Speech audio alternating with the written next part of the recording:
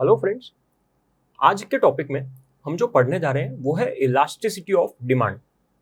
अब elasticity of demand में as such अगर हम लोग देखें तो बहुत सारी चीजें हैं कवर करने के लिए। जब मैं इलास्टिसिटी की बात करता हूं तो सिंपल लैंग्वेज में इलास्टिसिटी का मतलब क्या होता है, basically change. So elasticity of demand में हमें देखना है कि किस तरीके से डिमांड में चेंजेस आ रहे हैं। चेंजेस आ रहे हैं प्राइस की वजह से, इनकम की वजह से, या फिर रिलेटेड गुड्स की वजह से। So basically, elasticity of demand is the responsiveness of change in demand due to change in price, income and related goods. हम लोग पहले लॉ ऑफ डिमांड पढ़ चुके हैं। लॉ ऑफ डिमांड में हमने देखा था कि जब भी किसी चीज़ का प्राइस बढ़ता है उसकी डिमांड कम हो जाती है, जब किसी चीज़ का प्राइस कम होता है उस चीज़ की डिमांड बढ़ जाती है। लॉ ऑफ डिमांड में हमें क्या पता चलता है, तो सिर्फ और सिर्फ डायरेक्शन के बारे में पता चलता है। जबकि हम लोग इलास्टिसिटी के केस में हमें पता चलेगा मैग्नीट्यूड, चेंज इन मैग्नीट्यूड। मतलब डिमांड में चेंजेस तो आ रहे हैं बट कितने परसेंटेज से चेंज आ रहे हैं। सो इलास्टिसिटी ऑफ डिमांड में क्या पता चलेगा हमें, चेंज इन मैग्नीट्यूड। अब इलास्टिसिटी की अगर हम लोग बात करते हैं, इलास्टिसिटी ऑफ डिमांड की मैंने पहले ही बताया, अगर हमें एग्जाम में लिखना है तो हम कैसे लिख सकते हैं, responsiveness of change in demand due to change in price, income and related goods. अब इस पर्टिकुलर चैप्टर को हम लोग 3 अलग अलग पार्ट में डिवाइड करेंगे। सबसे पहले हम जो पढ़ने वाले हैं वो है प्राइस इलास्टिसिटी। सबसे पहले हम लोग क्या पढ़ेंगे, प्राइस इलास्टिसिटी। सेकंड हम जो पढ़ने वाले हैं वो है इनकम इलास्टिसिटी। क्या पढ़ेंगे हम लोग, इनकम इलास्टिसिटी। एंड जो हमारा थर्ड केस है वो है cross elasticity. So basically chapter को मैंने 3 पार्ट में डिवाइड किया है, price elasticity, income elasticity and cross elasticity. सबसे पहले प्राइस इलास्टिसिटी की बात करते हैं। यहां पे डिमांड में जो भी चेंजेस आने वाले हैं वो प्राइस की वजह से आने वाले हैं। That is responsiveness of change in demand due to change in price of the commodity. किसी भी कमोडिटी का प्राइस चेंज होता है तो डेफिनेटली डिमांड क्या करती है, रिस्पॉन्ड करती है। हाँ, कितने परसेंट से रिस्पॉन्ड करती है वो हम आगे देखने वाले हैं अलग अलग केसेस में। Second is income elasticity. Again friends, responsiveness of change in demand due to change in income of the consumer. किसी भी कंज्यूमर की अगर इनकम में चेंजेस आते हैं तो उसकी वजह से भी क्या हो सकती है, डिमांड चेंज हो सकती है। देखेंगे हम लोग किस तरीके से इंफीरियर गुड्स के केस में, नॉर्मल गुड्स के केस में इफेक्ट आता है। एंड लास्ट जो हम देखने वाले हैं, cross elasticity. Again, responsiveness of change in demand of commodity X due to change in price of commodity Y. मतलब क्रॉस इलास्टिसिटी में हमें क्या देखना है, रिलेटेड गुड्स देखना है। प्राइस हमें पता है, इनकम पता है, क्रॉस के केस में क्या देखेंगे, रिलेटेड गुड्स। मैं आप लोगों को याद दिला देता हूं, रिलेटेड गुड्स में 2 तरीके के गुड्स आते हैं। First is substitute and second is complementary. जब हम सब्स्टिट्यूट की बात करते हैं, substitute goods are those goods which can be used in place of another. मैं एक की जगह दूसरा गुड यूज कर सकता हूं, वो क्या है, substitute. Example T and coffee. T की जगह हम लोग कॉफी कंज्यूम कर सकते हैं। सेकंड रिलेटेड गुड्स में जो सेकंड है वो है complementary goods. Complementary goods are those goods which are used jointly. Example car and petrol, ink and pen, bread and butter. ये क्या है, कॉम्प्लीमेंट्री गुड्स है जिसे कंपल्सरी हम लोग क्या करते हैं, साथ में कंज्यूम करते हैं। सो क्रॉस इलास्टिसिटी में हम लोग यहाँ पे देखेंगे कि एक कमोडिटी के प्राइस में चेंज आ रहा है जिसकी वजह से दूसरी कमोडिटी के डिमांड पे इफेक्ट आने वाला है। इसीलिए क्या बोला है, क्रॉस इलास्टिसिटी। एक का प्राइस देखना है और दूसरे की demand. So price, income and cross, ये 3 अलग अलग पार्ट है हमारे चैप्टर में। सबसे पहले हम लोग प्राइस इलास्टिसिटी की बात करते हैं। चेंज किसकी वजह से आने वाला है, प्राइस की वजह से। और इसीलिए हम लोग यहाँ पे प्राइस इलास्टिसिटी का फॉर्मूला याद रखेंगे, that is percentage change in quantity demanded, percentage change in quantity demanded upon percentage change in price। यानी यहां पे हमें फॉर्मूला क्या याद रखना है कि डिमांड में जो चेंज आ रहा है वो डिवाइडेड बाय प्राइस में जो चेंज आ रहा है वो। Percentage change in quantity demanded upon percentage change in price. से फॉर एग्जाम्पल डिमांड में 30% का चेंज है और प्राइस में 15% का, सो 30 upon 15 our price elasticity will be 2। सो ये हमारा फॉर्मूला है प्राइस इलास्टिसिटी का। हमारा जो सेकंड केस है income elasticity, again percentage change in quantity demanded, percentage change in quantity demanded upon percentage change in income. यहां पे मैंने सिर्फ और सिर्फ एक चेंज किया है, हमने प्राइस की जगह क्या कंसीडर किया है, इनकम को कंसीडर किया है। फर्स्ट केस में प्राइस इलास्टिसिटी थी तो हमने फॉर्मूला में प्राइस कंसीडर किया, सेकंड केस इनकम इलास्टिसिटी, सो हमने इनकम को कंसीडर किया है। Third case is cross elasticity. Cross elasticity के केस में again formula percentage change in quantity demanded, percentage change in quantity demanded upon percentage change in price. तो difference क्या है फिर, फर्स्ट फॉर्मूला और थर्ड फॉर्मूला तो एकदम सेम है, डिफरेंस है ये क्रॉस इलास्टिसिटी है, सो यहां पे percentage change in quantity demanded of X upon percentage change in price of Y. मतलब यहां पे मैं डिमांड किसकी कंसीडर करूंगा, कमोडिटी एक्स की कंसीडर करूंगा, प्राइस किसका कंसीडर करूंगा, कमोडिटी वाई। जैसे हमने देखा था क्रॉस इलास्टिसिटी में दो चीज थी, substitute and complementary. Substitute goods की बात करते हैं तो यहां पे एग्जांपल कंसीडर कर सकते हैं, percentage change in quantity demanded of T upon percentage change in price of coffee. मैंने क्या किया, टी की डिमांड को कंसीडर किया है और कॉफी के प्राइस को कंसीडर किया है। ये क्या है, क्रॉस इलास्टिसिटी है। सो सबसे पहले तो हम जब इलास्टिसिटी ऑफ डिमांड वाला चैप्टर पढ़ते हैं, हमें याद रखना है chapter is basically divided into 3 parts. First is price elasticity, second is income elasticity and third one is cross elasticity. Formula very simple, percentage change in quantity demanded upon percentage change in price, percentage change in quantity demanded upon percentage change in income. Price की जगह हमने word replace किया है income. And last again first formula only, percentage change in quantity demanded of commodity X upon percentage change in price of commodity Y. सिर्फ वही एक difference है कि यहाँ पे हमने सेम कमोडिटी कंसीडर की थी, यहाँ पे हम दो अलग अलग कमोडिटी कंसीडर कर रहे हैं।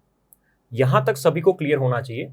अब हम जो डिस्कस करने वाले हैं डिटेल में वो है प्राइस इलास्टिसिटी ऑफ डिमांड।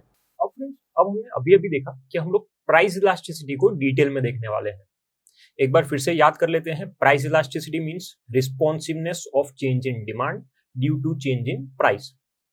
अब हमें देखना है types of price elasticity, types of price elasticity of demand. We will study 5 different types of price elasticity, perfectly elastic, perfectly inelastic, unitary elastic, relatively elastic and relatively inelastic। ये 5 अलग अलग तरह की हम लोग इलास्टिसिटी क्या करने वाले हैं, कंसीडर करने वाले हैं।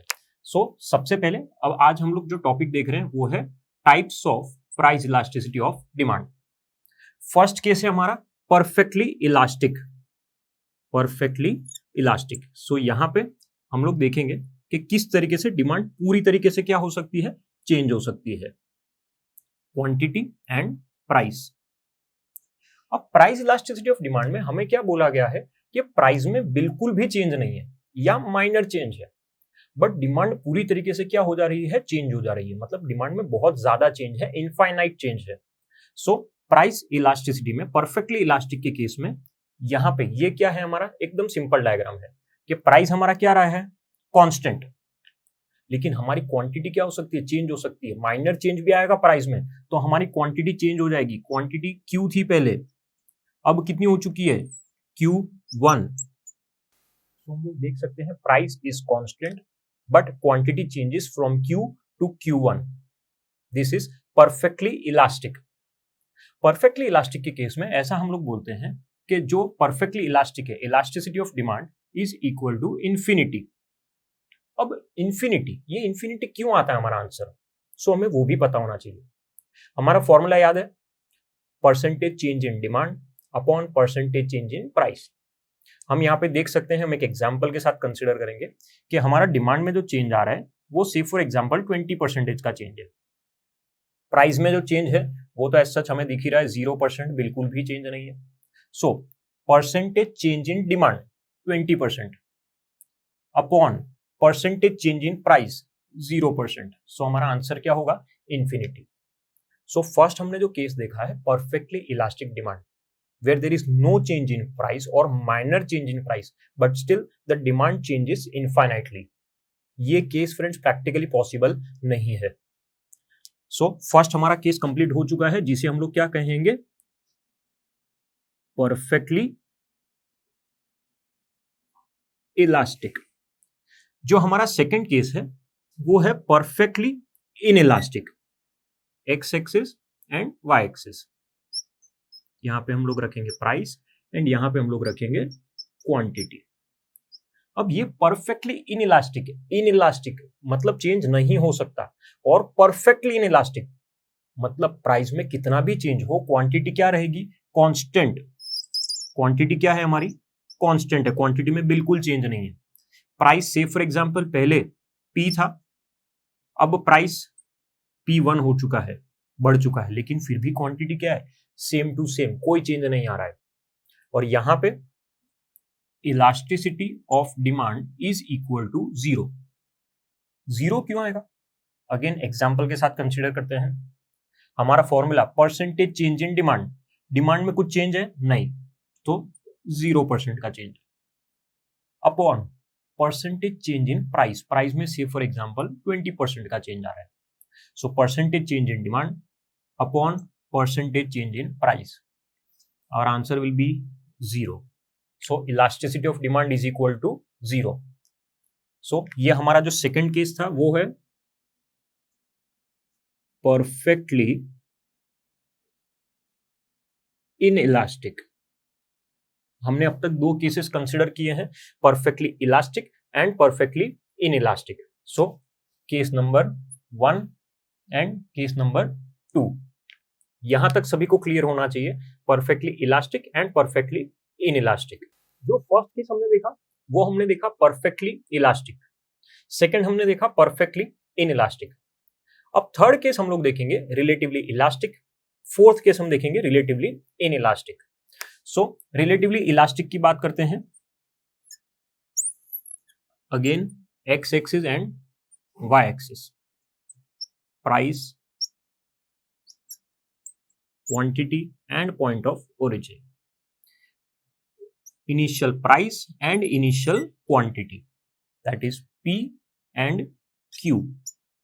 अब जब मैं रिलेटिवली इलास्टिक की बात करता हूं तो हमें याद रखना है रिलेटिवली इलास्टिक के केस में डिमांड में ज्यादा चेंज आने वाला है एंड प्राइस में कम। Change in demand is greater than change in price. So consider करते हैं उस चीज को। से फॉर एग्जांपल हमारा प्राइस कम हो रहा है, प्राइस P से P1 होगा एंड क्वांटिटी बढ़ रही है, ये तो हम सब जानते हैं, P1 एंड Q1। अब प्राइस में आप देख सकते हैं कि प्राइस में से फॉर एग्जांपल 10% का चेंज है, प्राइस 10% से क्या हो रहा है? कम हो रहा है। क्वांटिटी में हम लोग देख सकते हैं ज्यादा चेंज है, से फॉर एग्जांपल 20% से क्वांटिटी क्या हो रही है? चेंज हो रही है। और याद रखना हम लोग कुछ भी कंसिडर कर सकते हैं, मैंने प्राइस को कम किया है, आप लोग प्राइस को बढ़ा सकते हैं और डिमांड को कम कर सकते हैं, वो हमारे ऊपर है। जब मैं दोनों ही पॉइंट्स को कनेक्ट करता हूं तो ये हमारा क्या हो जाएगा? Demand curve. अब यहां पे हम लोग देख सकते हैं कि ये हमारा जो डिमांड कर्व है ये क्या है? फ्लैटर। ये डिमांड कर्व जो है इस शेप को हम लोग क्या बोलेंगे? फ्लैटर बोलेंगे। सो यहां पे हम लोग देख सकते हैं रिलेटिवली इलास्टिक के केस में प्राइस में कम चेंज था, लेकिन फिर भी उसके सामने डिमांड में ज्यादा चेंज आ रहा है। और यहां पे elasticity of demand is greater than 1। Greater than 1 क्यों आता है? हमारा आंसर हमेशा ग्रेटर देन 1 क्यों आएगा? अगेन फॉर्मूला के साथ कंसीडर करेंगे। हमारा फॉर्मूला क्या था? Percentage change in demand, percentage change in demand that is 20% upon percentage change in price that is 10%। Answer will be 2। हमारा आंसर क्या है? Greater than 1। सो ये हम लोगों को याद रखना है कि अगर इंफिनिटी है, 0 है, ग्रेटर देन 1, लेस देन 1, तो कैसे आता है? लॉजिक इंपॉर्टेंट है, सिर्फ लिखने से कुछ नहीं होगा। और याद रखना है the shape of demand curve will be flatter. Repeat कर रहा हूं एक बार, in case of relatively elastic demand change in demand will be greater than change in price and elasticity of demand will always be greater than 1। And the shape of demand curve will be flatter. So हमारा जो third case है वो है relatively elastic. Next fourth is relatively inelastic. यहां पे opposite consider करेंगे हम लोग, प्राइस में जो चेंज है वो ज्यादा होगा एंड क्वांटिटी में जो चेंज है वो कम होने वाला है। रिवर्स केस है और कुछ भी नहीं है। एग्जाम्पल हम लोग यहां का ऑपोजिट एग्जाम्पल यहां पे कंसीडर करेंगे। यहां पे प्राइस में हम लोग ज्यादा चेंज करने वाले हैं। सबसे पहले तो initial price and quantity, price and quantity. Price में ज्यादा चेंज करना है मुझे, प्राइस इंक्रीज कर रहा हूं एंड क्वांटिटी कम होगी। सो P1 एंड Q1। प्राइस के बढ़ने की वजह से प्राइस 20% से इंक्रीज हो गया, जिसकी वजह से क्वांटिटी क्या हो रही है, कम हो रही है। क्वांटिटी कितनी चेंज हो रही है, 5% से फॉर एग्जांपल चेंज हो रही है। हम लोग देख सकते हैं कि रिलेटिवली इनइलास्टिक डिमांड में जो ज्यादा चेंज है वो किस में आता है, तो प्राइस में आता है। Change in price is greater than change in demand. जब मैं दोनों ही पॉइंट्स को कनेक्ट करता हूं तो हमारा डिमांड कर्व बनेगा, और ये जो डिमांड कर्व है इस शेप को हम क्या बोलेंगे, स्टीपर। ये शेप क्या था, फ्लैटर, और ये क्या शेप होगा, स्टीपर। यहां पे elasticity of demand is less than 1। Less than 1 कैसे आएगा, again formula, percentage change in demand 5% upon percentage change in price 20%. So our answer will be 0.25, that is less than 1. So ये हमारा fourth case था, relatively inelastic. Fourth case है relatively inelastic. Case number 3 and case number 4। सो यहां तक हमें clear होना चाहिए। अब तक हम लोग 4 अलग अलग केसेस देख चुके हैं। First case perfectly elastic, second perfectly inelastic, third relatively elastic and fourth relatively inelastic. ये 4 केसेस यहां तक सभी को क्लियर होना चाहिए फ्रेंड्स। अब हमारा जो लास्ट केस है वो है यूनिटरी इलास्टिक। लास्ट केस क्या है, unitary elastic, that is equal change in demand and price. जितना प्राइस में चेंज आने वाला है डिमांड में भी एग्जैक्टली उतना ही चेंज आने वाला है। सो हम लोग हमारा लास्ट केस कंसीडर करेंगे unitary elastic, that is unit elastic. Price, quantity and point of origin, initial price and initial quantity, that is P and Q। अब से फॉर एग्जांपल यहां पे प्राइस कम हो रहा है, और अगर प्राइस कम होगा तो डिमांड बढ़ेगी। P1 and Q1। हमें याद रखना है ये यूनिटरी इलास्टिक है। यूनिटरी इलास्टिक के केस में डिमांड में और प्राइस में दोनों में कैसा चेंज आ रहा है, इक्वल चेंज आ रहा है। सो अगर प्राइस से फॉर एग्जांपल 10% से कम हुआ है तो क्वांटिटी भी एग्जैक्टली 10% से ही क्या होगी, बढ़ेगी। और यहां पे जो हमारा डिमांड का होगा वो होगा यूनिटरी इलास्टिक। डिमांड का कैसा होगा, यूनिटरी इलास्टिक। इसे हम बोलेंगे रेक्टेंगुलर हाइपरबोला। ये जो शेप है इस शेप को हम लोग क्या बोलेंगे, rectangular hyperbola. Again elasticity of demand is equal to 1।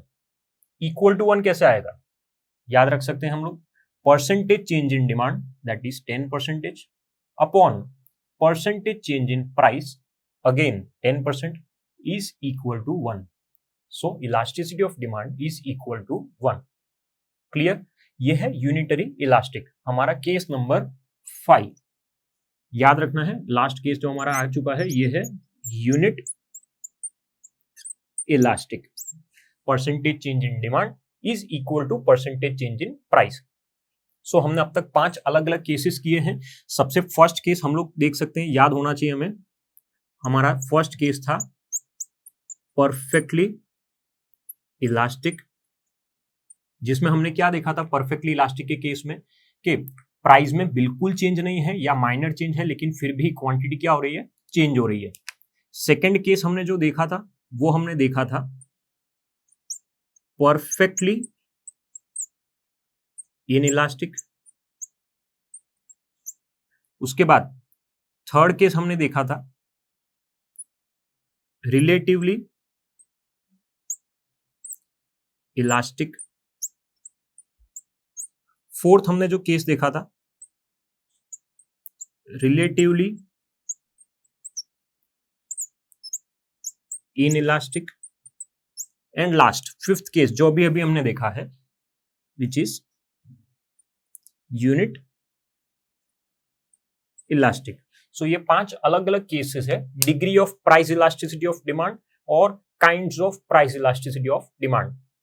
First case में हमने देखा था यहां पे जो हमारा आंसर था वो क्या था, इंफिनिटी। सेकेंड केस में 0, third case greater than 1, fourth case less than 1 and fifth case equal to 1। Clear everyone? I hope आप सभी लोगों को kinds of price elasticity of demand वाला टॉपिक अच्छे से समझ में आया होगा। पहले प्राइस इलास्टिसिटी का मीनिंग एंड बाद में जो भी अलग अलग 5 तरह की इलास्टिसिटी है वो। अब हम लोग जो टॉपिक पढ़ने जा रहे हैं वो है इनकम इलास्टिसिटी ऑफ डिमांड। हमारा चैप्टर का सेकंड पार्ट है income elasticity of demand. Income elasticity की जब हम बात करते हैं यहाँ पे डिमांड में जो भी चेंजेस आ रहे हैं, डिमांड अगर रिस्पॉन्ड कर रही है तो किसकी वजह से? इनकम की वजह से। जिस तरीके से हमने देखा था different types of price elasticity, यहाँ पे भी हम लोग देखेंगे different types of income elasticity of demand. So बात करते हैं इनकम इलास्टिसिटी की। इनकम इलास्टिसिटी की बात करेंगे यहाँ पे हम लोग। Income elasticity of demand means responsiveness of change in demand due to change in income of the consumer. अगर कंज्यूमर की इनकम में कोई भी चेंज आ रहा है तो उसकी वजह से डेफिनेटली डिमांड में भी कहीं ना कहीं चेंज आएगा। इनकम इलास्टिसिटी में भी 3 अलग अलग टाइप्स हैं। First is positive income elasticity, second is negative income elasticity and third is zero income elasticity. 3 चीजें हैं, पॉजिटिव, नेगेटिव एंड जीरो। जब मैं पॉजिटिव इनकम इलास्टिसिटी की बात करता हूं तो यहां पे अगर से फॉर एग्जांपल किसी भी कंज्यूमर की इनकम बढ़ रही है तो उसकी डिमांड भी क्या होगी? बढ़ेगी। Relationship between income and demand is positive in nature. जैसे कि एग्जांपल, हम लोग एग्जांपल देख सकते हैं, ऐसा कहां पे होता है याद है किसी को? वो है नॉर्मल गुड्स। नॉर्मल गुड्स के केस में अगर किसी भी कंज्यूमर की इनकम बढ़ती है तो नॉर्मल गुड्स की डिमांड भी बढ़ेगी। अगर कंज्यूमर की इनकम कम होती है तो नॉर्मल गुड्स की डिमांड भी क्या हो जाती है? कम हो जाती है। That is the case of positive income elasticity. Second is negative income elasticity. जब मैं नेगेटिव इनकम इलास्टिसिटी की बात करता हूं तो यहां पे ऑपोजिट इनवर्स रिलेशनशिप है। Inverse relationship between income of the consumer and demand of the commodity. Example, inferior goods, basically low quality goods की बात की है हम लोगों ने यहाँ पे। अगर से फॉर एग्जाम्पल मैं ऐसा कह रहा हूं कि मेरी इनकम बढ़ रही है तो इंफीरियर गुड्स की डिमांड कम हो जाएगी because now the consumer will purchase the goods of a superior quality. मैं पहले से अच्छी क्वालिटी के गुड्स परचेज करूंगा। सो जब भी मेरी इनकम बढ़ेगी इंफीरियर गुड्स की डिमांड कम हो जाएगी। इनकम कम होगी, इंफीरियर गुड्स की डिमांड बढ़ जाएगी। Negative income elasticity. And zero income elasticity, मतलब ये ऐसे गुड्स है कि जहां पे इनकम के बढ़ने या कम होने की वजह से एज सच कोई इफेक्ट नहीं आता है। जैसे एग्जांपल हम लोग कंसीडर कर सकते हैं मैच बॉक्स। अगर मेरी इनकम बढ़ रही है, मेरी इनकम कम हो रही है, क्या मैच बॉक्स की डिमांड पे कोई इफेक्ट आने वाला है? मैं ज्यादा परचेस करूंगा, मैं कम परचेस करूंगा? नहीं। So that is the case of zero income elasticity. और जीरो इनकम इलास्टिसिटी यहाँ पे हम लोग लिख सकते हैं क्लियरली, एग्जाम्पल लिख सकते हैं, मैच बॉक्स है, स्टेपलर पिन है, ये सब चीजें जीरो इनकम इलास्टिसिटी में आ जाती है। सो हमें याद रखना है टाइप्स ऑफ इलास्टिसिटी में 3 types, positive, negative and zero. और अगर मुझे फॉर्मूला लिखना है तो हम लोग फॉर्मूला भी लिख सकते हैं, हमें याद होना चाहिए, that is percentage change in demand upon percentage change in income of the consumer. So ये हमारा बेसिक फॉर्मूला था जो हमने पहले देखा था। सेकेंड हमारा जो पार्ट है वो है क्रॉस इलास्टिसिटी। हमने देखा था कि क्रॉस इलास्टिसिटी में हम लोग क्या कंसीडर करते हैं, दैट इज रिलेटेड गुड्स। क्या देखते हैं हम लोग? रिलेटेड गुड्स देखते हैं। Cross elasticity means responsiveness of change in demand of commodity X due to change in price of commodity Y. मतलब डिमांड में जो चेंज आ रहा है वो दूसरी कमोडिटी की वजह से आ रहा है। It can be substitute goods और कॉम्प्लीमेंट्री गुड्स। क्रॉस इलास्टिसिटी में भी 3 टाइप्स है। First again positive, next negative, and third one is zero cross elasticity.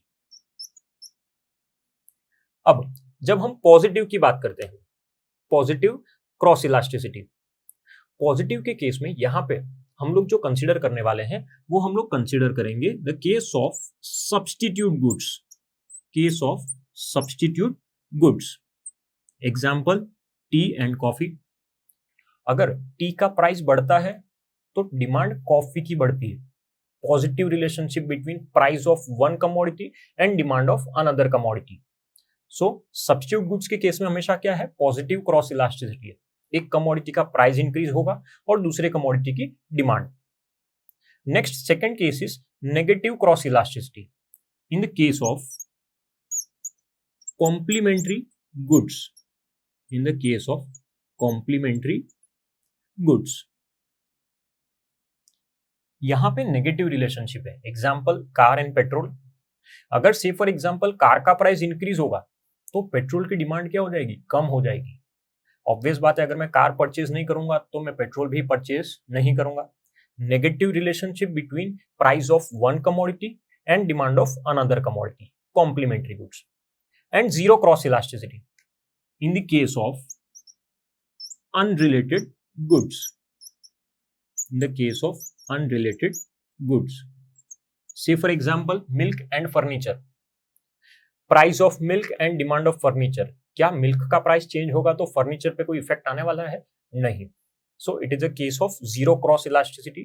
किसी एक कमोडिटी के प्राइस में चेंज आने की वजह से दूसरी कमोडिटी की डिमांड में एज सच कोई इफेक्ट आने वाला नहीं है, वो है जीरो क्रॉस इलास्टिसिटी। सो हम लोग देख सकते हैं क्रॉस इलास्टिसिटी में भी 3 टाइप्स है, positive, negative and zero. And our formula is percentage change in quantity demanded, percentage change in quantity demanded of X divided by percentage change in price of commodity Y। मतलब हम लोग demand किसकी consider कर रहे हैं, commodity X की। Price किसका consider कर रहे हैं, कमोडिटी वाई का। सो ये है क्रॉस इलास्टिसिटी ऑफ डिमांड। सो हमने 3 चीजें देखी है। फर्स्ट हमने देखा प्राइस इलास्टिसिटी, सेकंड हमने देखा इनकम इलास्टिसिटी, एंड थर्ड हमने देखा क्रॉस इलास्टिसिटी।